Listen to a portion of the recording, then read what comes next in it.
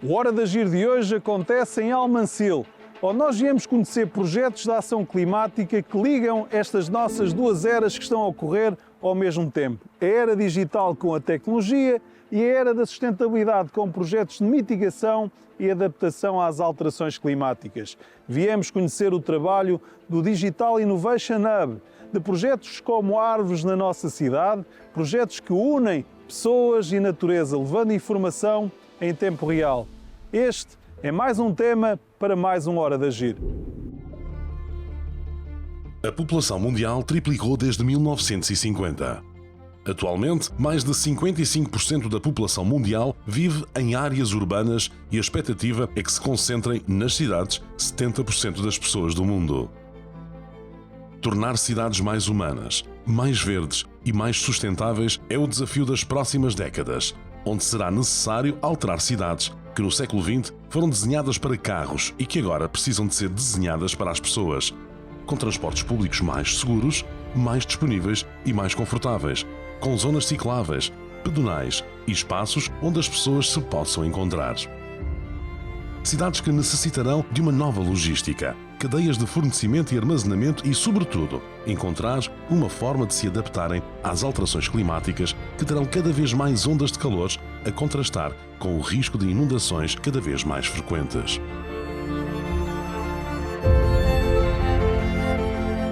Uma economia digital e o teletrabalho poderão atrair pessoas para zonas de menor densidade, onde o mundo pulsa ao ritmo mais lento, o ritmo do mundo natural, em regiões onde as pessoas procurarão mais saúde e qualidade de vida. Mas a adaptação também vai trazer o mundo natural para o meio urbano, plantando árvores, trazendo a sustentabilidade para a gestão da água, para as escolhas dos materiais no espaço urbano e para a produção de energia a partir de fontes renováveis nas coberturas em edifícios que atingirão níveis elevados de eficiência hídrica e eficiência energética. E assim será o futuro.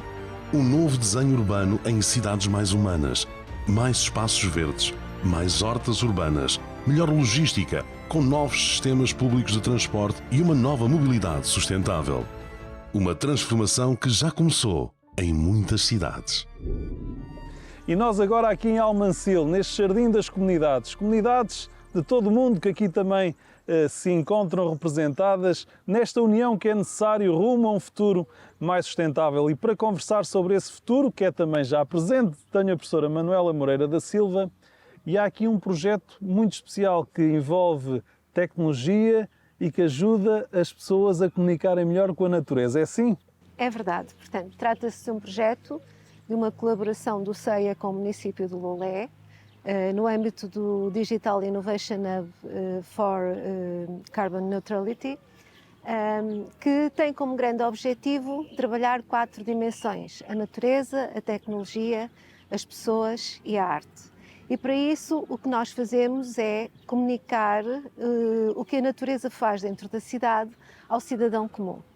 E fazemos de uma forma muito simples. Portanto, selecionamos uma zona nevrálgica da cidade de Lolé, onde circulam cidadãos de diversas idades, de diversos contextos profissionais e muito jovens, e vamos pôr as árvores a comunicar às pessoas, através de um QR Code, aquilo que estão a fazer naquele momento na cidade. Mas como é que fazem isso? Introduzem sensorização? Como é que é este envolvimento da tecnologia? A natureza é caracterizada em detalhe, portanto, estamos a falar de uma zona que tem mais de 300 árvores georreferenciadas. Foi feita uma amostragem de mais de 60 árvores. Essas árvores foram medidas ao detalhe, não só nas suas dimensões, mas também no seu posicionamento relativamente à luminosidade solar.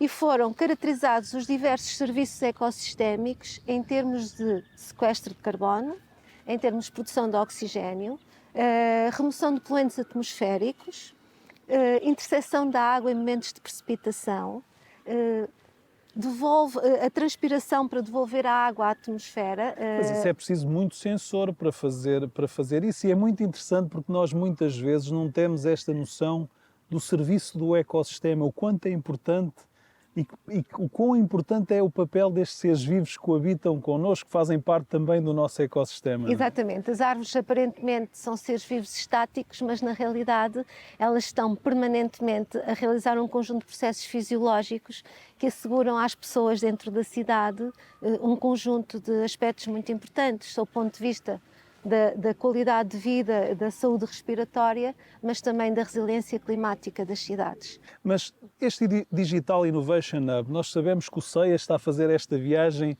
rumo ao espaço, mas aqui na Terra também está a ter este tipo de projetos que visam um mundo mais sustentável, com os pés mais assentes na Terra, não é? Exatamente. Portanto, o CEIA, o Centro de Engenharia e Desenvolvimento, começou por ser um centro de mobilidade e hoje em dia... Em Matosinhos, mas sim, agora já... em Matosinhos, mas também em Évora, mas tem projetos pelo país todo, obviamente, e por essa Europa e mesmo América, Na escala Brasil. já global. Exatamente. Portanto, o CEIA faz aquilo que se chama uma estratégia global, isto é, pensa global e age localmente. E nós sobre este projeto fomos ouvir também Walter Crisóstomo sobre esta iniciativa Digital Innovation Hub.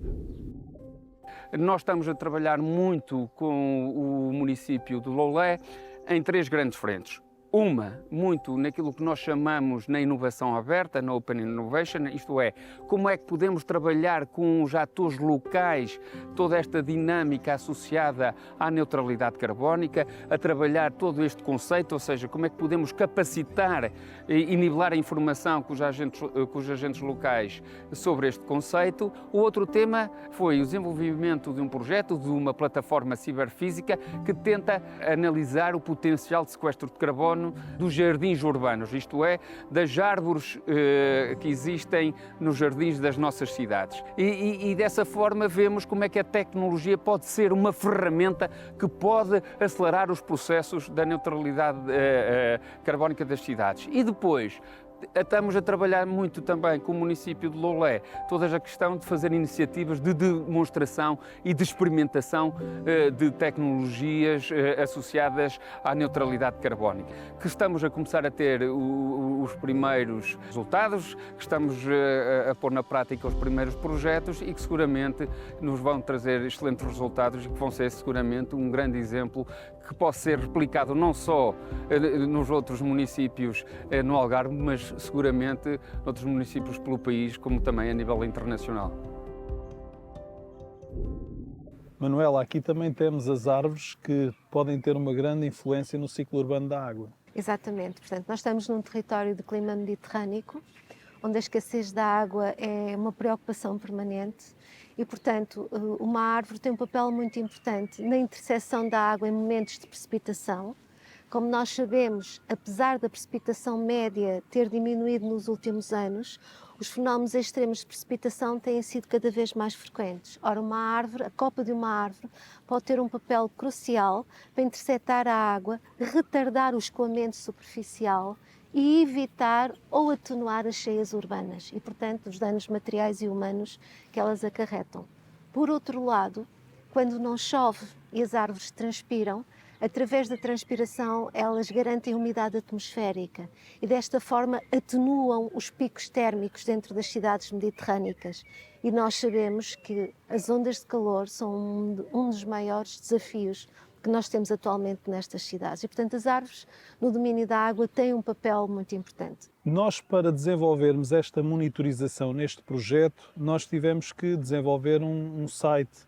E nesse site é impressionante que nós conseguimos saber quase tudo daquela árvore, que nós muitas vezes andamos na natureza a usufruir desta biofilia, mas não sabemos o que estamos a ver. E esta aplicação tem essa vantagem. Exatamente. Um dos grandes objetivos é nós envolvermos as pessoas, e muito em particular os jovens, para a importância das árvores. E, portanto, o que nós fizemos foi nós quantificamos os serviços ecossistémicos que aquela árvore, portanto, aquela espécie naquele local está a assegurar, na generalidade dos serviços, em 2 momentos muito diferentes, que é no outono e na primavera, e no que diz respeito à temperatura da cidade em tempo real. Portanto, em tempo real, nós vamos saber qual é a temperatura à sombra da árvore e qual é a temperatura numa zona próxima daquela árvore, mas onde a sua sombra já não existe. E nós fomos ouvir agora Adelino Venturinha da Visualforma, uma empresa local de tecnologia que desenvolveu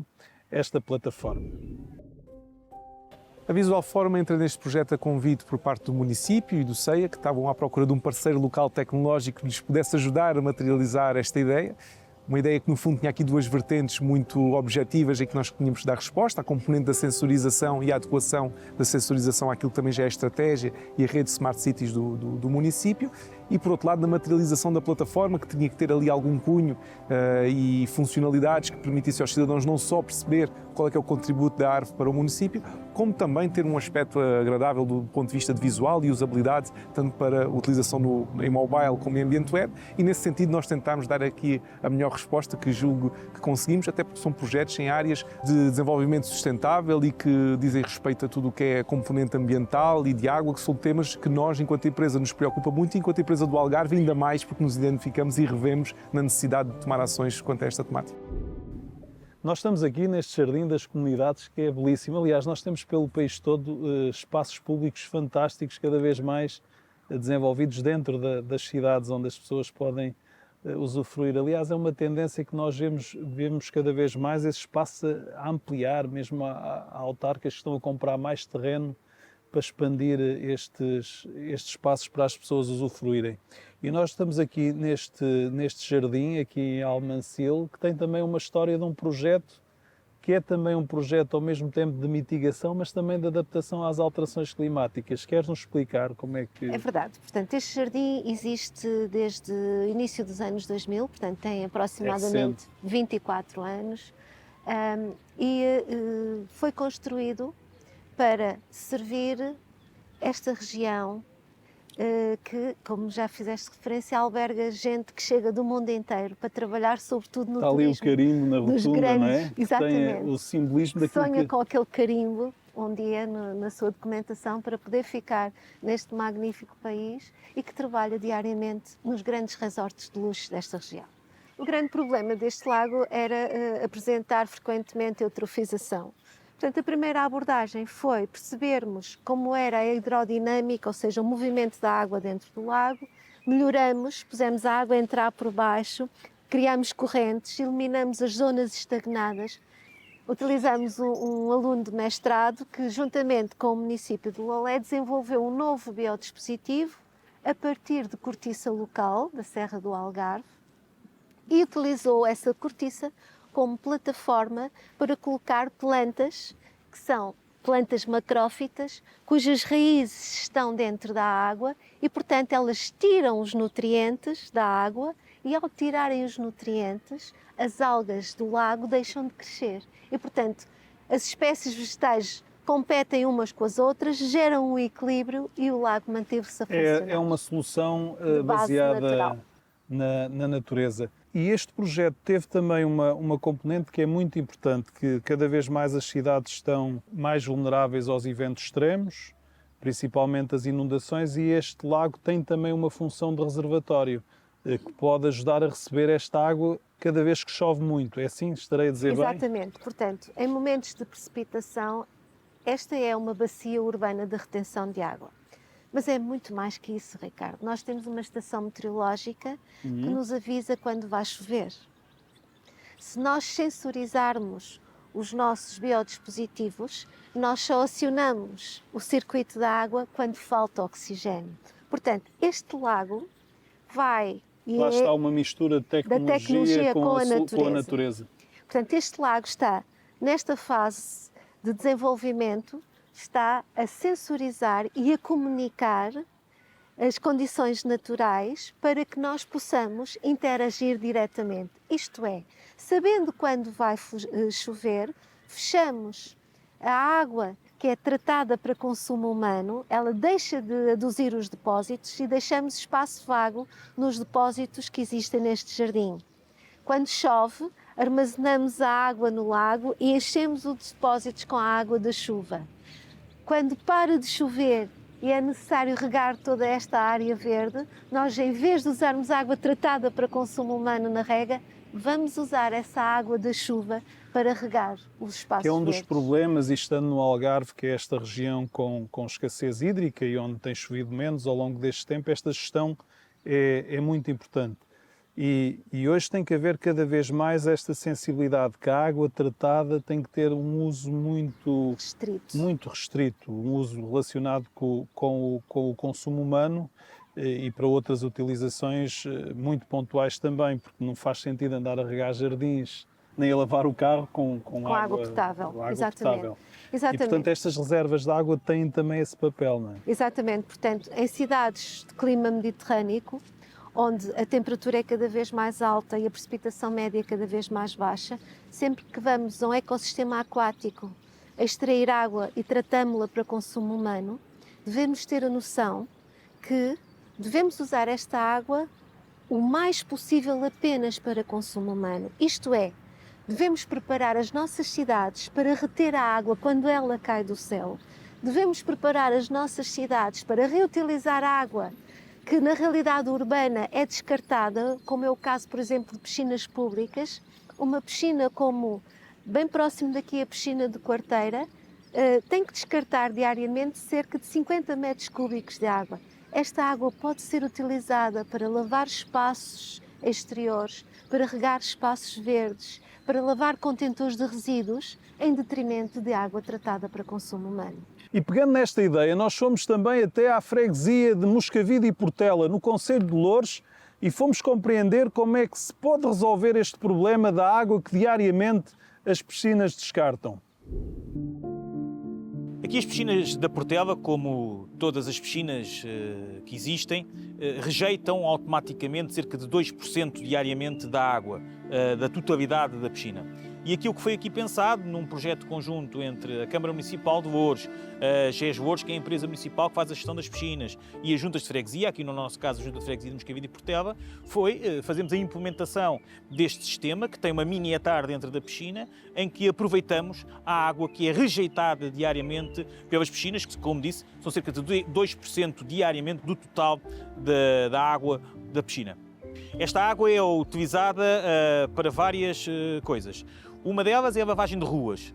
Utilizamos diariamente, vimos aqui encher os tanques da nossa viatura para proceder à lavagem de vias, à lavagem de contentores, de ecopontos, de zonas de maior sujidade, mas também a utilizamos para proceder à rega dos vasos, dos canteiros e determinadas outras áreas que necessitam de ser regadas, novas árvores que necessitam de ser regadas durante, sobretudo, o período mais quente do ano. Esta água é utilizada, como digo, para um conjunto muito significativo de necessidades e, essencialmente, estas duas são aquelas que temos uma maior utilização e a lavagem de ruas, essencialmente, que decorre durante todo o ano. Manuela, e todos estes projetos acabam por ser escaláveis para outros municípios, todas estas ideias são replicáveis. No fim do dia, tudo isto é local, não é? Exatamente. Tudo isto é aplicar à escala das pessoas, à escala local, o grande desafio que a Presidente da Comissão Europeia nos fez, que é percebermos que as soluções para os problemas da humanidade não se podem esgotar no que é humano. A tecnologia tem que pactuar com a natureza. Os humanos têm que se pôr ao nível da natureza e encontrar soluções para que tenhamos mais gerações futuras. Não há outra forma. E essa é uma boa forma de terminarmos esta conversa. Manuela, obrigado por ter estado em mais uma Hora de Agir. Uma Hora de Agir que hoje fica por aqui com esta ideia. Na grande história do planeta Terra, nós em apenas 200 anos destruímos um equilíbrio que sempre existiu entre a vida que existia no nosso planeta. Hoje nós temos, num curto espaço de tempo, uma responsabilidade de resolver um problema que foi criado ao longo destes 200 anos de civilização industrial. Um problema em que nós perdemos esta harmonia, em que nós nos afastamos da natureza. E por isso é hora de nós usarmos a tecnologia, usarmos aquele que tem sido o progresso científico em prol do renascimento desta nova harmonia. Há cerca de 40 anos, Bill Gates sonhava com um computador em cada secretária. A humanidade foi muito mais além do que isso. Hoje temos a inteligência artificial, hoje temos esta tecnologia que nos mostra um potencial enorme que ainda podemos desenvolver. temos também de exceder esta nossa capacidade nesta que é uma nova relação que precisamos de inaugurar com o mundo natural. Disso depende o futuro das próximas gerações, disso depende o sermos capazes de legar às próximas gerações o nosso modo de vida. Hora de agir, um abraço amigo e já sabe, temos encontro marcado na próxima semana. Até lá!